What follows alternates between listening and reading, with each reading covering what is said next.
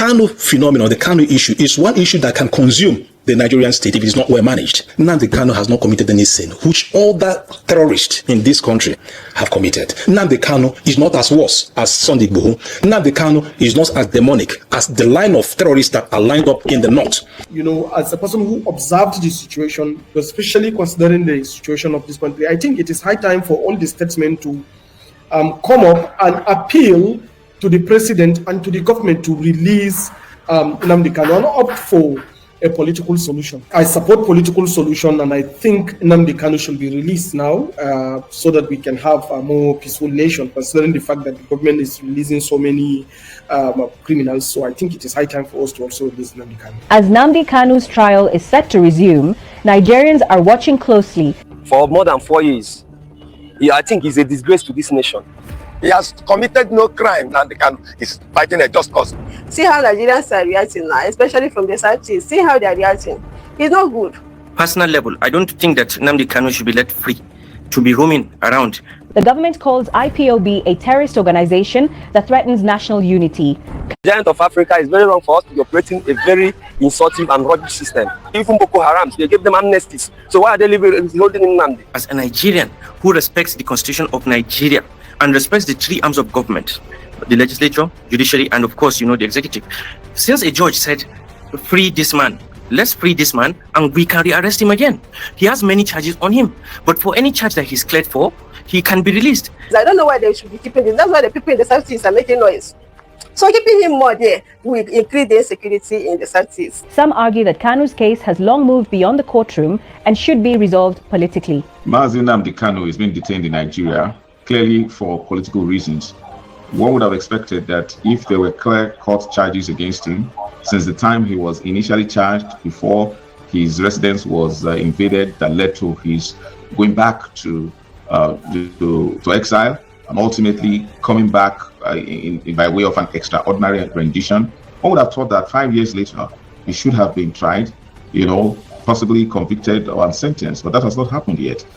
We think that everything surrounding his ordeal at this moment is political, and that's why many believe that the solution should also be political. A political solution. That's one way many in Nigeria believe could address the situation. Nnamdi Kanu had no business being incarcerated this long. I say it, and I'm very, very vehement about it. Nnamdi Kanu has not committed the kind of sin or the kind of atrocities, the kind of constitutional infraction any Nigerian has committed. Now, you have people like Sunday Igbo who was arrested with arms. Igbo is going about doing whatever he's doing.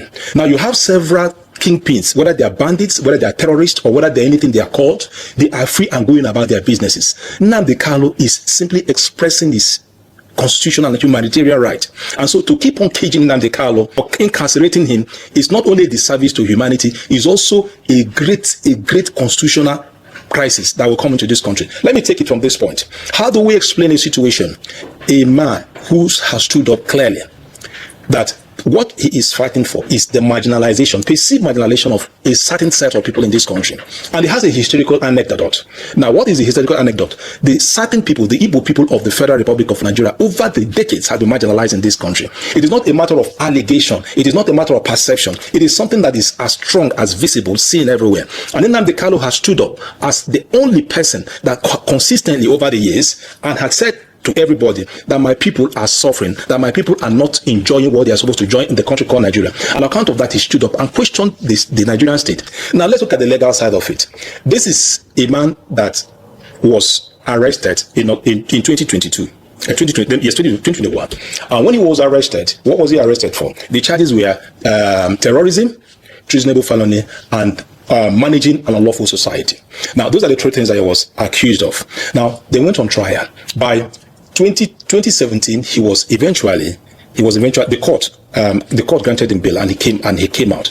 By 2022, when they attacked his house. They attacked his house in Umuahia.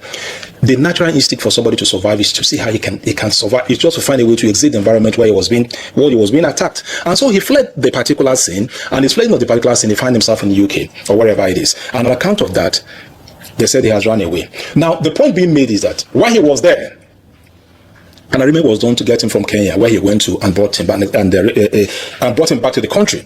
Since then, the legal issue has remained the way it is. It's not been moving forward. It's not going back. There has been a sustained effort directed by not only directed by the state, but there's some political contending interests within the Nigerian state, within the Igbo elites, within the political class to keep to put Kanu down. So, in the helicopter view, the Kanu phenomenon, the Kanu issue, is one issue that can consume the Nigerian state if it is not well managed. It is beyond the rhetorics we keep on talking about. The Kanu issue is an exemplary issue to show how we can manage a country. And if that is not done properly, if it is not done methodically, if it is not done with a sense of genuineness on the part of the Nigerian state, to see how they can have a political dialogue to manage the situation, it will definitely create more crisis. Of course, as we speak now, the Southeast is agitated. There is a plan of a protest that is coming up.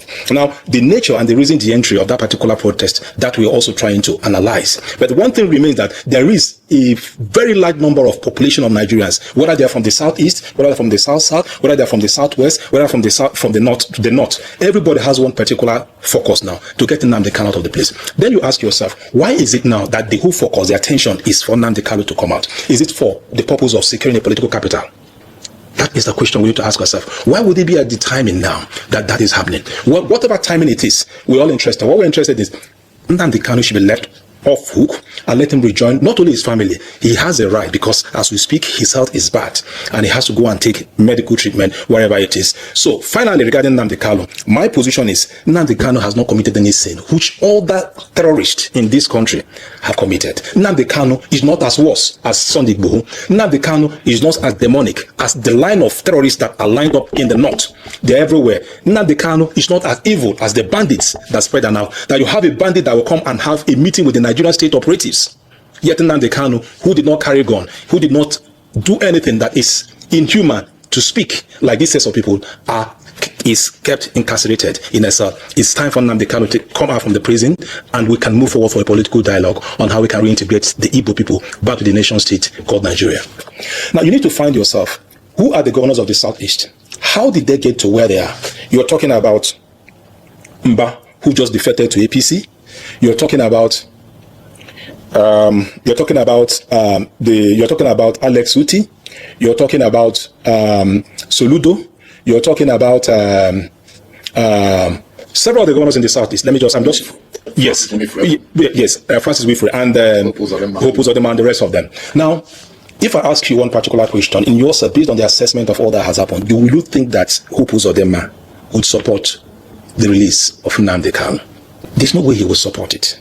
Why do you think so? Why I think so is because before his incarceration, you saw the battle. Not only the media battle, you saw the punches, you saw not only the verbal punches, you saw the political volleys that was going on between himself and the governor of Imo State. Now, not only that, he sees Hope Uzodinma sees Nnamdi Kanu as one of those who had made Imo State ungovernable for himself. So no right-thinking or rational governor will want Nnamdi Kanu to come out. But it is time to understand that this is a statesman. I am now a statesman that governs a people, and these parochial things should not be features or factors that I should look into, but rather it should be things I will consider in a broader perspective. So to your question, why is it that people like Hope Uzodinma, who is a governor, would not want Nnamdi Kanu? I've just addressed that. He would not want, because that time he made it in a way that it becomes very uncomfortable for him to govern the state. So Hope Uzodinma said. Now, for other governors, you need to understand the background of Oti himself. Oti is not a very noisy person. Oti is a very sound, professional, laid back, but organized political leader that is doing much in Abia. And that is his constituency.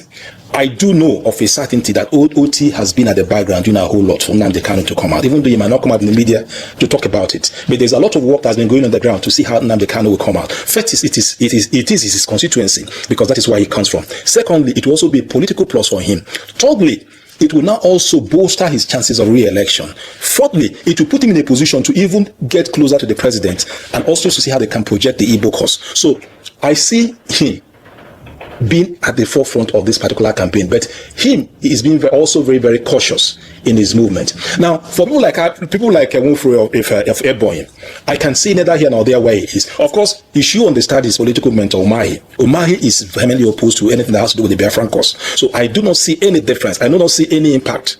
I do not see any way his boy to speak or his political son will want to go to want to do what he doesn't want to do. So that's for Ebonyi himself. Now for Soludo, you know Soludo's position regarding this. Soludo does not take kindly to anything that has to do with this Biafran cause and all that, and he has voiced that over time. It's not hidden. His position is very clear. Now to your question, why is it that the Southeastern governors are reluctant to come out forcefully to now, as an umbrella body, to see how they can get Nnamdi Kanu out of incarceration?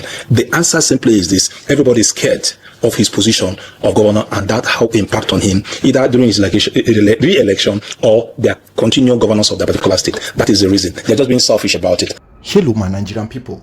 This is once again about Perspectives, your domain for undiluted news and raw political analysis. Today, we dig into one of the Nigerian's most complicated political knots: the continued detention of Nnamdi Kanu, the leader of indigenous people of Biafra. The country remained divided. Some Nigerians call for his unconditional release, while others argue that the law must take its course. Yet, even among those who seem to support his release, the motive and language often raise eyebrows. Recently, just like the video you just watched, Adamu joined the call, saying, "Release Nnamdi Kanu the way you pardon some other criminals." On the surface, that sounds like support, but when you peel the layers, it feels more like an insult than a plea. The moment you say other criminals, you automatically place Kanu in that same category of those that have been convicted for 1 or 2 offenses. So for many Igbos, that is not just disrespectful, it is deeply offensive. They see it as an attempt to delegitimize what they call or what they view as a political or ideological struggle, not a criminal act. So the question becomes, was Adamu genuinely calling for peace, or was he speaking in the language of power, offering a fake olive branch laced with contempt? Because in Nigerian politics, words are rarely innocent. They are carefully chosen, often to sound conciliatory, while reinforcing the same old bias. Now, step back and look at the larger picture. Since Nnamdi Kanu's rendition from Kenya, extraordinary rendition because that is the holistic term, he's been held in custody, in DSS custody actually. His case dragging from one court to another with endless adjournments and reshuffled judges. 5 years later, 5 years later, he remains incommunicado, locked in a process or in a way that seems to go nowhere. And this raises the fundamental question: if he has truly committed a crime known by law, why has there been no conviction for 5 years? At this point, it is obvious that Kanu's situation is no longer purely judicial, it is political. The courts have done what they can, but the outcome seems to depend more on the will of the government than the rule of law. When a man is detained for years without resolution, it becomes clear that something else, something deeper, is at play.